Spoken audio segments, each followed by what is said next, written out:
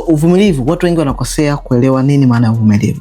Inakuchukua uharaka kiasi gani kurudi kwenye mstari wako uliokuwa unaendea.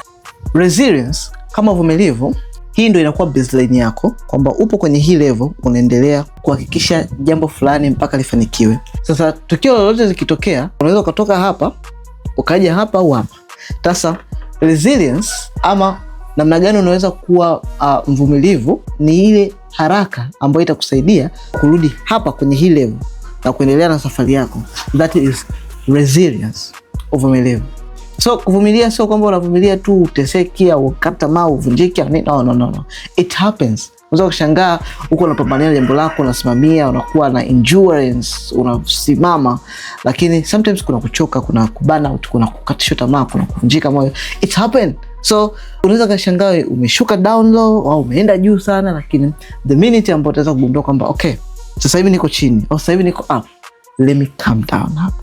Kitendo cha wewe kurudi hapa chap in a minute, that is resilience baby.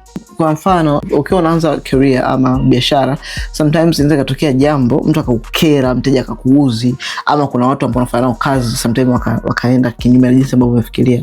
Zamani ilikuwa inaweza kanichanganya, kanichukua maybe wiki nzima nawaza tu hilo jambo, but right now inachukua dakika chache sana, dakika chache mno kukusahau na kurudi kwenye status yangu na kuendelea na vitu vyangu vingine vinavyoendelea.